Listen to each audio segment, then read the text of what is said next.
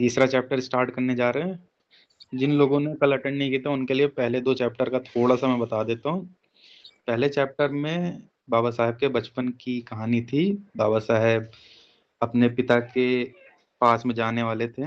उनको उनके पिता ने बुलाया था। उनको और उनके भाइयों को बुलाया था। तो वो कैसे फिर रेलवे स्टेशन पे गए, वहाँ पे उनके अछूत पता होने पे तांगे वालों ने उनको गाड़ी पे बैठाने से मना कर दिया और फिर वो कैसे-कैसे करके बिना पानी पिए बड़ी मुश्किलों से पहुँचे अपने पिताजी के पास में, उस बारे में लिखा है।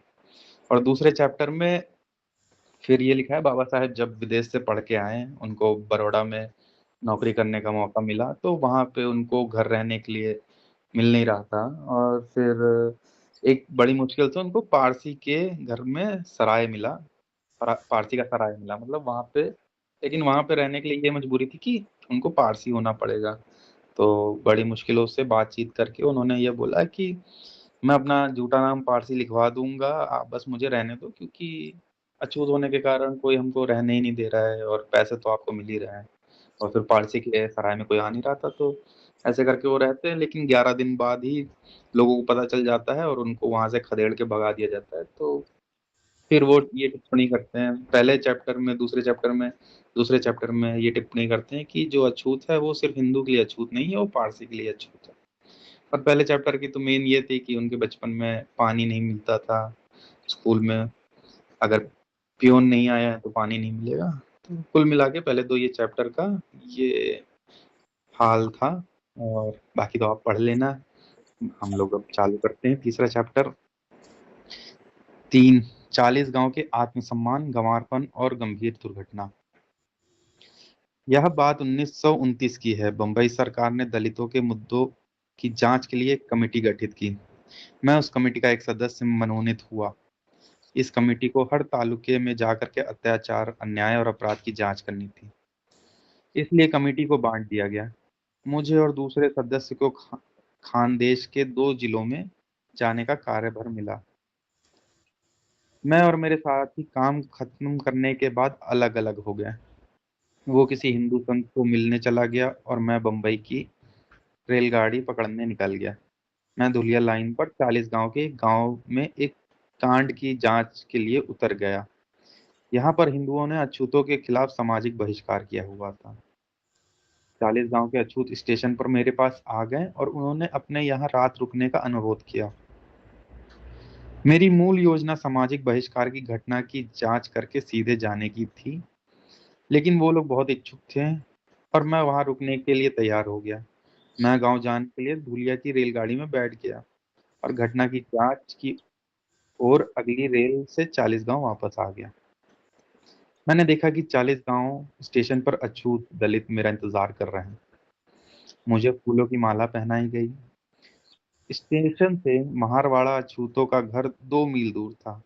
वहां पहुंचने के लिए एक नदी पार करनी पड़ती थी जिसके ऊपर एक नाला बना था। स्टेशन पर कई घोड़ा गाड़ी किराए पर जाने के लिए उपलब्ध थी। महारवाड़ा पैदल की दूरी पर था। मैंने सोचा सीधे महारवाड़ा जाएंगे, लेकिन उस ओर कोई हलचल नहीं हो रही थी। मैं समझ नहीं पाया कि मुझे इंतजार क्यों करवाया जा रहा है। तकरीबन 1 घंटा इंतजार करने के बाद प्लेटफॉर्म पर एक घोड़ा गाड़ी लाई गई और मैं बैठा। मैं और चालक गाड़ी पर सिर्फ 2 लोग थे। दूसरे लोग नजदीक वाले रास्ते से पैदल चले गए। तांगा मुश्किल से 200 गज चला होगा कि एक गाड़ी से तकरीबन भिड़ गया। मुझे बड़ी हैरत हुई क्योंकि कोई चालक जो रोज ही तांगा चलाता है, इतना नौसिखिया जैसा चला रहा था। यह दुर्घटना इसलिए टल गई कि पुलिस वाले के जोर से चिल्लाने से कार वाले ने गाड़ी पीछे कर लिया। खैर, हम किसी तरह नदी पर बने नाले की तरफ आ गए। उस पुल के किनारों पर कोई दीवार नहीं थी। कुछ पत्थर 10-5 फीट की दूरी पर लगाए गए थे। जमीन भी पथरीली थी।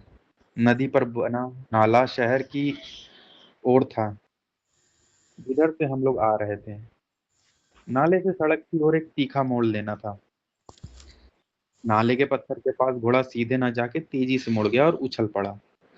तांगे के पहिए किनारे लगे पत्थरों पर इस तरह फंस गए कि मैं उछल पड़ा और नाले की पथरीली जमीन पर गिर पड़ा। घोड़ा और गाड़ी नाले से सीधा नदी में जा गिरे।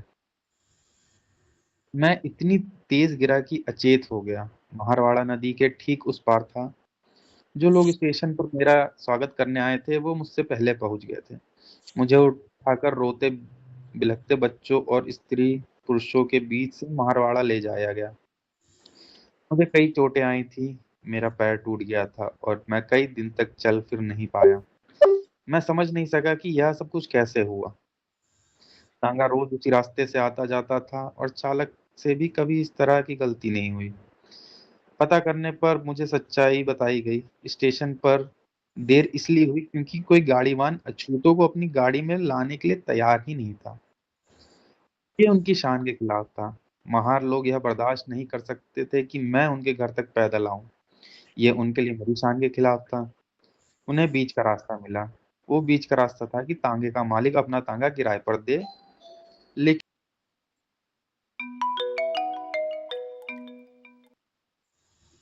महारों ने सोचा कि यह सही रहेगा, लेकिन वो भूल गए कि सवारी की गरिमा से ज्यादा उसकी सुरक्षा महत्वपूर्ण है।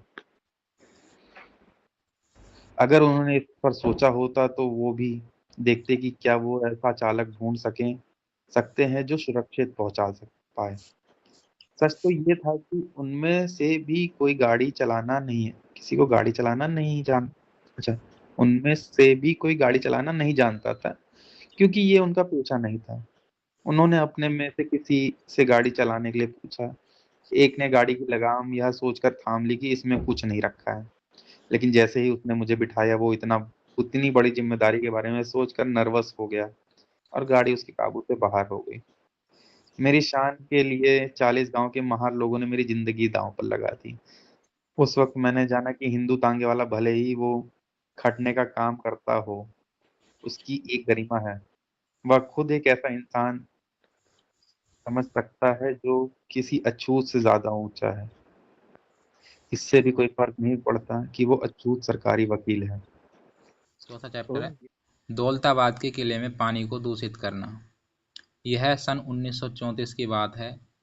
दलित तबके से आने वाले आंदोलन के मेरे कुछ साथियों ने मुझे साथ घूमने चलने के लिए कहा। मैं तैयार हो गया। ये तय हुआ कि हमारी योजना में कम से कम वैरूल की बौद्ध गुफाएं शामिल हों। यह तय किया गया कि पहले मैं नासिक जाऊंगा, वहां पर बाकी लोग मेरे साथ हो लेंगे। बैरुल जाने के बाद हमें औरंगाबाद जाना था। औरंगाबाद हैदराबाद का मुस्लिम राज्य था। यह हैदराबाद के महा महामहिम निज़ाम के इलाके में आता था। औरंगाबाद के रास्ते में पहले हमें दौलताबाद नाम के कस्बे से गुजरना था। यह हैदराबाद राज्य का हिस्सा था।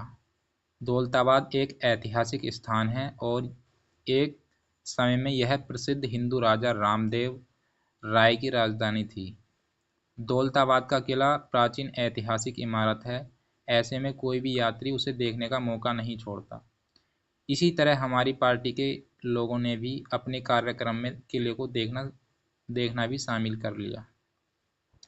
हमें हमने कुछ बस और यात्री कार किराए पर ली।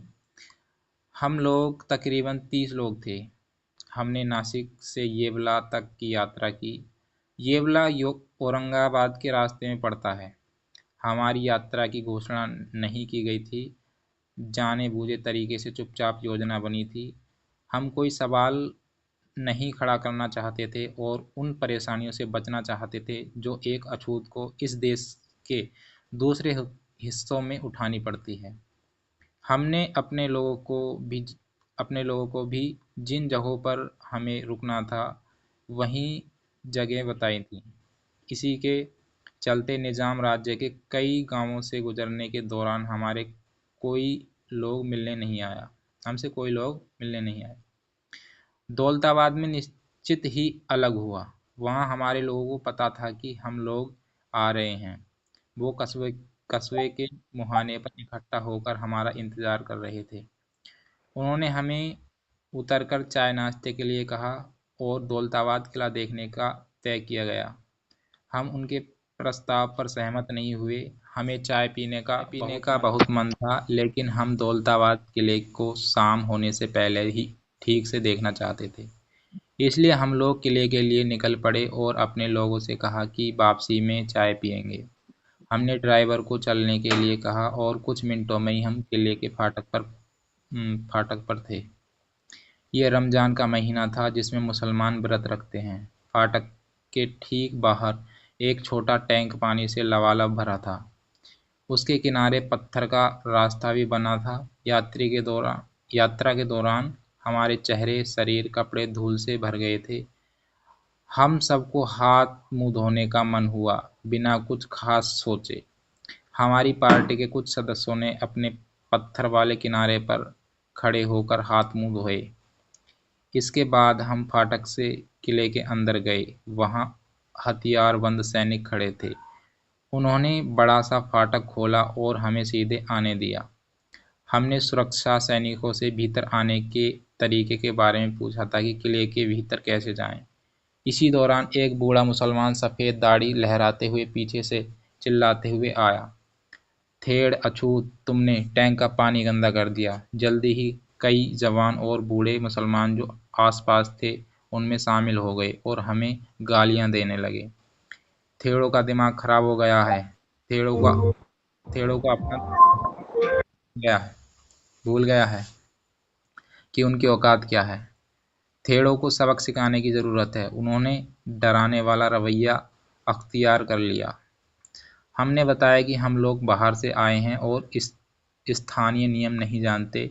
उन्होंने अपना गुस्सा स्थानीय अछूत लोगों पर निकालना शुरू कर दिया, जो उस वक्त फाटक पर आ गए थे।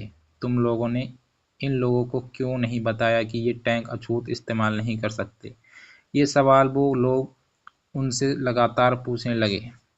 बेचारे लोग, ये तो जब हम टैंक के पास थे तब तो वहाँ थे ही नहीं। यह पूरी तरह से हमारी गलती थी, क्योंकि हमने किसी से पूछा ही नहीं था। स्थानीय अछूत लोगों ने विरोध जताया कि उन्हें नहीं पता था, लेकिन मुसलमान लोग हमारी बात सुनने को तैयार नहीं थे। वे हमें और उनको गाली देते जा रहे थे। वो इतनी खराब गालियां दे रहे थे कि हम बर्दाश्त नहीं कर पा रहे थे। वहाँ दंगे जैसे हालात बन गए थे और हत्या भी हो सकती थी, लेकिन हमें किसी भी तरह खुद पर नियंत्रण रखना था। हम ऐसा कोई आपराधिक मामला नहीं बनाना चाहते थे जो हमारी यात्रा को अजीब तरीके से ख़त्म कर दे। भीड़ में से एक मुसलमान नौजवान लगातार बोले जा रहा था कि सबको अपना धर्म बताना है। इसका मतलब है कि जो अछूत है वो टैंक से पानी नहीं ले सकता। मेरा धैर्य ख़त्म हो गया। मैंने थोड़े गुस्से में पूछा, क्या तुम्हारा धर्म यही सिखाता है? क्या तुम किसी अछूत को पानी लेने से रोक दोगे अगर वह मुसलमान बन जाए? इन सीधे सवालों से मुसलमान पर कुछ असर होता हुआ दिखा। उन्होंने कोई उत्तर नहीं दिया और चुपचाप खड़े रहे। सुरक्षा सैनिकों की ओर मुड़ते हुए मैंने फिर से गुस्से में कहा, क्या हम इस किले में जा सकते हैं या नहीं? हमें बताओ, और अगर हम नहीं जा सकते तो हम यहाँ रुकना नहीं चाहते। सुरक्षा सैनिकों ने मेरा नाम पूछा। मैंने एक कागज़ पर अपना नाम लिखकर दिया। वह उसे सुपरिटेंडेंट के पास भीतर ले गया और फिर बाहर आया। हमें बताया गया कि हम किले में जा सकते हैं, लेकिन कहीं भी किले के भीतर पानी नहीं छू सकते, और साथ में एक हथियार से लैस सैनिक भी भेजा गया ताकि वो देख सके कि हम उस आदेश का उल्लंघन तो नहीं कर रहे हैं। पहले मैंने एक उदाहरण दिया था कि कैसे एक अछूत हिंदू पारसी के लिए भी अछूत होता है, जबकि यह उदाहरण दिखाता है कि कैसे एक अछूत हिंदू मुसलमान के लिए भी होता है। डॉक्टर ने समुचित इलाज को मना किया, जिससे युवा स्त्री की मौत हो गई। यह घटना भी आंखें खोलने वाली है। यह घटना काठियावाड़ में एक गांव की अछूत स्कूल में पढ़ाने वाली शिक्षिका की है। मिस्टर गांधी द्वारा प्रकाशित जर्नल यंग इंडिया में यह घटना एक पत्र के माध्यम से 12 दिसंबर 1929 को सामने आई। इसमें इसमें लेखक ने अपनी निजी अनुभव की कैसे उसकी पत्नी, जिसने अभी बच्चे को जन्म दिया था, हिंदू डॉक्टर के ठीक से उपचार नहीं करने के चलते मर गई। पत्र कहता है, इस महीने की 5 तारीख को मेरा बच्चा हुआ था और 7 तारीख को मेरी बीवी बीमार हो गई। उसको दस्त शुरू हो गए। उसकी नब्ज धीमी हो गई और छाती फूलने लगी। उसको सांस लेने में तकलीफ होने लगी और पसलियों में तेज दर्द होने लगा। मैं एक डॉक्टर को बुलाने गया, लेकिन उसने कहा कि वह एक हरिजन के घर नहीं जाएगा और न ही वह बच्चे को देखने के लिए तैयार हुआ। तब मैं वहां से नगद सेठ और गा, गारी साए दरबार गया और उनसे मदद की भीख मांगी। नगर सेठ ने आश्वासन दिया कि मैं डॉक्टर को 2 रुपए दे दूंगा। तब जाकर डॉक्टर आया, लेकिन उसने इस शर्त पर मरीज को देखा कि वह हरिजन बस्ती के बाहर मरीज को देखेगा। मैं अपनी बीवी और नन्हे बच्चे को लेकर बस्ती के बाहर आया। तब डॉक्टर ने अपना थर्मामीटर एक मुसलमान को दिया और उसने मुझे दिया, और मैंने अपनी बीवी को फिर उसकी प्रक्रिया में थर्मामीटर वापस किया। यह तकरीबन रात के 8 बजे की बात है। बत्ती की रोशनी में थर्मामीटर को देखते हुए डॉक्टर ने कहा कि मरीज को निमोनिया हो गया है। उसके बाद डॉक्टर चला गया और दवाइयाँ भेजी। मैं बाजार से कुछ लिनसीड खरीद कर ले आया और मरीज पर लगाया। बाद में डॉक्टर ने मरीज को देखने से इनकार कर दिया, जबकि मैंने उसको 2 रुपए दिए थे। बीमारी खतरनाक थी, अब केवल भगवान ही हमारी मदद कर सकता था। मेरी जिंदगी की लौ बुझ गई थी। आज दोपहर 2 बजे उसकी मृत्यु हो गई। उस अछूत शिक्षिका का नाम नहीं दिया हुआ है और इसी तरह से डॉक्टर का भी नाम नहीं दिया हुआ है।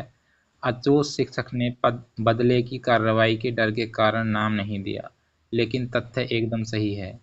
उसके लिए किसी स्पष्टीकरण की आवश्यकता नहीं है। पढ़ा लिखा होने के बावजूद डॉक्टर ने बुरी तरह से बीमार औरत को खुद थर्मामीटर लगाने से मना कर दिया, और उसके मना करने के कारण ही औरत की मृत्यु हुई। उसके मन में बिल्कुल भी उथल पुथल नहीं हुई कि वह जिस पेशे में बंधा हुआ है उससे कुछ नियम कानून है। हिंदू किसी अछूत को छूने की बजाय अमानवीय होना पसंद करेंगे। छठा चैप्टर है, गाली गलौज और धमकियों के बाद युवा किलर को नौकरी छोड़नी पड़ी। इस बात को आगे कहने के लिए यह एक और घटना है। 6 मार्च 1938 को कासरवाड़ी बुलैन मिल के पीछे दादर बम्बई में इंदुलाल यादनिक की अध्यक्षता में भंगी लोगों की एक बैठक हुई। इस बैठक में एक भंगी लड़के ने अपना अनुभव इन शब्दों में बयान किया। मैंने 1933 में भाषा की अंतिम परीक्षा पास की। मैंने अंग्रेजी कक्षा 4 तक पढ़ी थी। मैंने बम्बई म्यूनिसिपल पार्टी के स्कूल कमेटी में शिक्षक के पद के लिए आवेदन किया, लेकिन वैकेंसी नहीं होने के चलते असफल रहा। फिर मैंने अहमदाबाद में पिछड़ा वर्ग के अफसर के लिए एक तलाती पद, गांव का पटवारी के लिए आवेदन किया और सफल रहा। 19 फरवरी 1936 को मैं वारसाट तालुका के खेड़ा जिले में मामला मामलतदार के कार्यालय में तलाती पद पर नियुक्त हुआ। वैसे मेरा परिवार मूलतः गुजरात से आया था, लेकिन मैं इससे पहले कभी गुजरात नहीं गया था। मैं यहाँ पहली बार आया था। उसी तरह से मैं यह नहीं जानता था कि सरकारी दफ्तर में भी छुआछूत है। मेरे हरिजन होने की बात मेरे आवेदन में पहले से ही लिखी थी, इसलिए मैं उम्मीद करता था कि मेरे सहकर्मियों को पहले से ही पता होगा कि मैं कौन हूँ। इसलिए मैं मामलतदार ऑफिस के क्लर्क के व्यवहार से हैरान रह गया जब मैं तलाती का पद संभालते हुए वहां पहुंचा। कारकुन ने बड़े ही घृणा से मुझे पूछा, तुम कौन हो? मैंने जवाब दिया, सर मैं एक हरिजन हूँ। उसने कहा, भाग जाओ और दूर खड़े रहो। तुम्हारी हिम्मत कैसे हुई मेरे नज़दीक आने की? अभी तुम ऑफिस में हो। अगर तुम बाहर होते अब तक मैं तुम्हें 6 लात मारता। हिम्मत तो देखो कि ये यहाँ नौकरी करने आया है। उसके बाद उसने मुझे कहा कि अपने सर्टिफिकेट और नियुक्ति का आदेश पत्र यहाँ ज़मीन पर रख दो। जब मैं वारसाड़ के मामलतदार ऑफिस में काम कर रहा था तो मुझे सबसे ज़्यादा मुश्किल पानी पीने में होती थी। ऑफिस के बरामदे में पीने के पानी के डिब्बे रखे थे और वहाँ पर एक इन डिब्बों की जिम्मेदारी और पानी पिलाने के लिए एक आदमी रखा हुआ था। उसका काम ऑफिस के क्लर्कों के लिए जब भी उनकी ज़रूरत हो पानी पिलाना था। उसकी अनुपस्थिति में वे लोग खुद डिब्बे से जाकर पानी निकाल कर पीते थे। मेरे मामले में यह बिल्कुल असंभव था। मैं उस डिब्बे को छू नहीं सकता था। मेरे छूते ही वह पानी दूषित हो जाता था। इसलिए मुझे पानी पिलाने वाले की दया पर निर्भर रहना पड़ता था। मेरे इस्तेमाल के लिए एक खराब सा बर्तन रखा था जिसे मेरे सिवाय न कोई छूता था और न कोई धोता था। इसी बर्तन में पानी इसी बर्तन में पानी वाला मेरे लिए पानी ढाल देता था, लेकिन मैं पानी तभी ले सकता था जब वह पानी पिलाने वाला मौजूद हो। पानी पिलाने वाले को भी मुझे पानी देना पसंद नहीं था। जब मैं पानी पीने आ रहा होता था तो वह वहाँ से सरक लेता था। नतीजतन मुझे बिना पानी पिए रहना पड़ता था। ऐसे 1-2 दिन नहीं थे, बल्कि कई दिन थे जिनमें मुझे पानी नहीं मिलता था। इसी तर, इसी तरह की दिक्कत से मेरे ठहरने को लेकर भी थी। मैं बारसाड़ में एक अजनबी था। कोई भी हिंदू मुझे घर देने के लिए तैयार नहीं था। बारसाड़ के अछूत भी अपने यहाँ ठहराने को तैयार नहीं थे। उन्हें भय था कि वो उन हिंदुओं को नाराज़ कर देंगे जिन्हें पसंद नहीं था कि मैं एक क्लर्क बनकर अपनी हैसियत से ज़्यादा रहूं। सबसे ज़्यादा तकलीफ मुझे खाने को लेकर हुई। ऐसी कोई जगह और ऐसा कोई आदमी नहीं था जो मुझे खाना दे सके। मैं सुबह शाम भाजस खरीद कर गांव के बाहर किसी सुनसान जगह पर खाता था और रात को मामलतदार ऑफिस के बरामदे में आकर सोता था। इस तरीके से मैंने कुल 4 दिन बिताए। यह सब कुछ मेरे लिए असहनीय हो गया। तब मैं अपने पूर्वजों के गांव जंत्राल चला गया। यह बलसाड़ से 6 मील दूर था। हर दिन मुझे 11 मील पैदल चलना पड़ता था। यह सब मैंने कुल 1.5 महीने किया। उसके बाद मामलतदार ने मुझे एक तलाती के पास काम सीखने के लिए भेज दिया। इस तलाती के पास 3 गांव जंत्राल, खांपुर और सैजपुर का जिम्मा था। जंत्राल उसका मुख्यालय था। मैं जंत्राल में इस तलाती के साथ 2 महीने रहा। उसने मुझे कुछ नहीं सिखाया। मैं एक बार भी गांव के ऑफिस में नहीं गया। गांव का मुखिया खास तौर पर मेरा विरोधी था। एक बार उसने कहा, तुम्हारे बाप दादे गांव में ऑफिस में झाड़ू झाड़ू बुछारू करते थे और तुम अब हमारी बराबरी में बैठना चाहते हो।